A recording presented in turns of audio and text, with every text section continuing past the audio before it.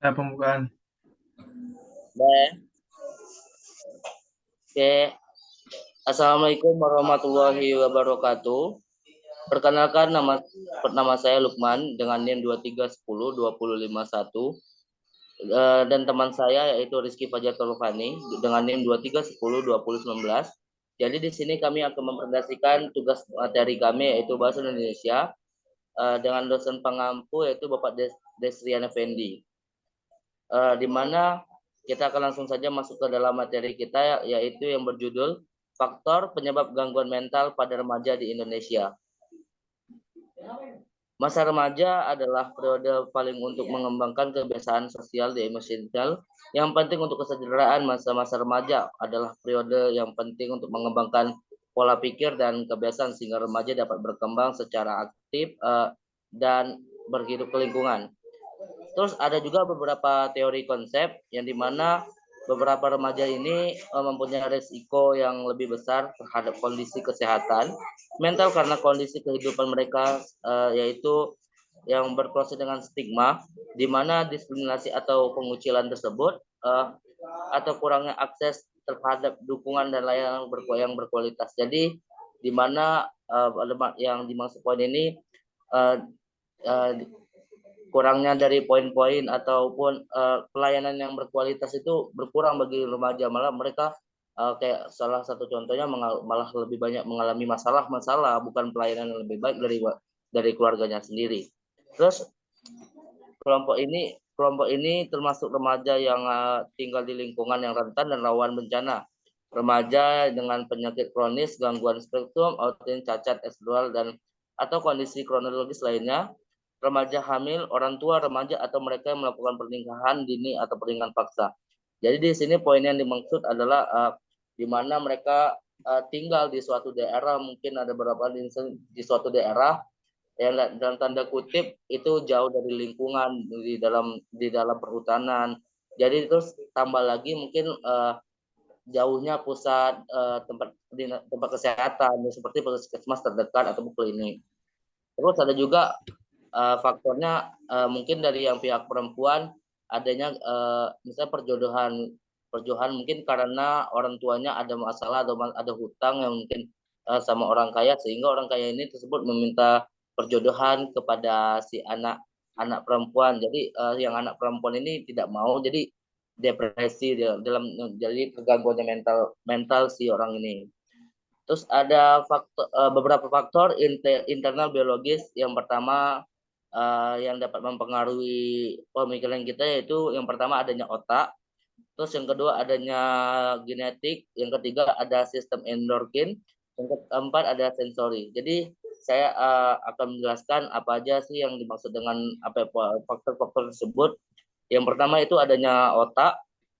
Otak merupakan bagian yang penting untuk memerintah aktivitas yang dilakukan manusia, yaitu berfungsi sebagai penggerak sensoris motoris. Keunikan dan perbedaan yang ada pada diri manusia tidak dapat terlepas dari otak manusia itu sendiri. Misalnya otak manusia berperan dalam mengekspresikan segenap pengalaman hidup manusia. Oleh karena itu fungsi otak yang baik akan menyebabkan kesehatan atau mentaling yang baik pula. Jadi fungsi otak yang maksudnya yang digunakan secara positif akan menghasilkan suatu hal juga yang lebih baik buat si pemikir otak ini sendiri. Terus terganggunya menyebabkan gangguan pada kesehatan. Jadi jangan banyaknya terganggunya kesehatan mental pada remaja-remaja tersebut. Makanya adanya terganggunya mental pada remaja sejak dini. Jadi kan itu menjadi satu masalah. Terus adanya sistem endorfin, di mana kelenjar endorfin ini merupakan senyawa atau kimiawi yang ini kelenjar mengeluarkan hormon yang diangkut ke dalam tubuh oleh darah atau 7 macam kelenjar endokrin yang melancarkan tiroid, adrenal, glandula, thymus, dan pankreas yang memiliki tugas masing-masing.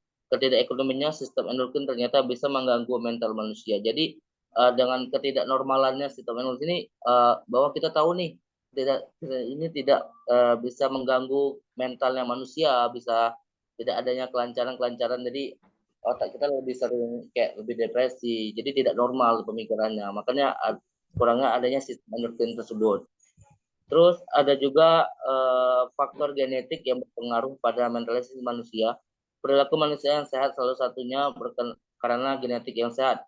Faktor genetik sangat memiliki pengaruh yang besar. Gangguan mentalnya, psikosis yang berlebihan, kecanduan psikosis, atau schizophrenia dan mania depresif sangat senang hangat terpuruk, merupakan sakit mental dari bawaan atau warisan secara generasi dari orang tua. Jadi kayak contoh kayak penyakit ini dari keturunan-keturunan. Jadi yang turun secara turun-menurun, misalnya bapaknya ada penyakit ini, wah dia punya anak, anaknya mengalami penyakit juga yang sama. Jadi di faktor keturunan juga. Terus adanya sindrom Huntington sindrom, terus adanya phenylketonuria dan ketergantungan alkohol serta obat-obatan. Jadi kayak kita hidup ini jadi ketergantungan alkohol, kita kebiasaan dengan alkohol yang tidak bagus, terus yang obat-obatan yang jadi kita hidup hanya tergantung pada obat-obat yang ada, tidak hidup secara normal, tidak hidup secara jadi hanya memanfaatkan obat sebagai keberlangsungan hidup dia sendiri. Oke, kita lanjut pada presentasi kita yang kedua, yaitu Rizky Fajar Topade. Kepada Rizky, kami persilakan. Baik, di sini ada sensori. Apa itu sensori? Sensori digunakan sebagai alat untuk menangkap seluruh stimulasi dari luar sensori, meliputi pengecapan atau penciuman atau perabaan, pendengaran, dan penglihatan. Jika terjadi gangguan pada sistem sensori ini, maka informasi tidak bisa diterima secara baik. Gangguan pada pendengaran atau disebut tuli dan penglihatan disebut buta banyak terjadi secara kongenital atau cacat sejak lahir. Gangguan sensori sangat mempengaruhi mental seseorang karena aspek sensori ini sangat penting keberadaannya dan dibutuhkan pada manusia. Faktor eksternal. Faktor eksternal ada 3 bagian. Yang pertama faktor keluarga, yang kedua faktor lingkungan, dan ketiga faktor sekolah. Yang pertama faktor keluarga. Keluarga adalah lingkungan sosial bagi setiap orang dan merupakan lingkungannya yang sangat dekat bagi seseorang. Kepribadian anak akan tumbuh dan berkembang pertama kali di dalam keluarga. Melalui keluarga inilah, jika kita ingin menciptakan generasi yang akan datang dan mempunyai mental sehat, dengan mempersiapkan calon ibu dan ayah dan matang, dan memiliki mental yang sehat pula sehingga mampu menciptakan kehidupan keluarga yang nyaman, tentram, bahagia, dan aman. Keluarga adalah wadah pertama kali dan utama sebagai tempat pembinaan mental seorang anak.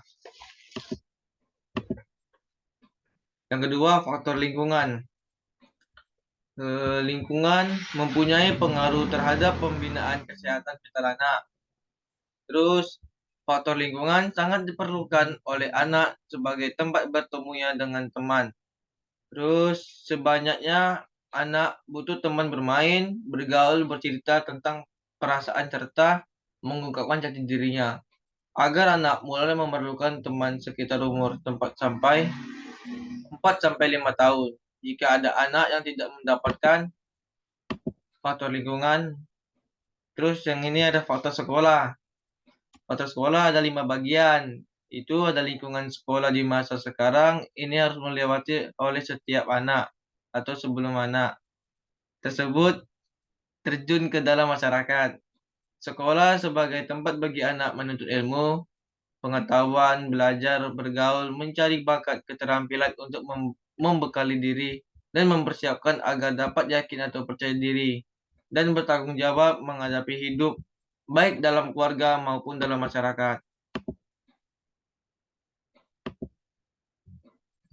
Baik, sekian dari presentasi saya, akan dilanjutkan dengan Lukman lagi, pembawa acara.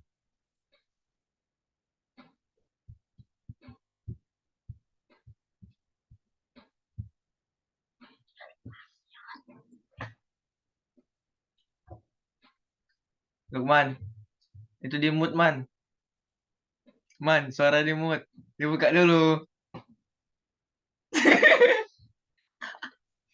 Baiklah, terima kasih kepada Rizky Fajar Topane yang telah menyampaikan presentasinya.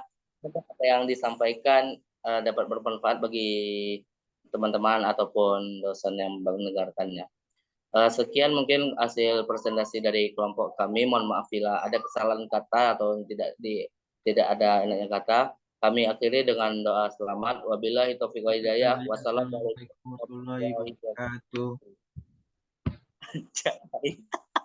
Aku lupa, Cok.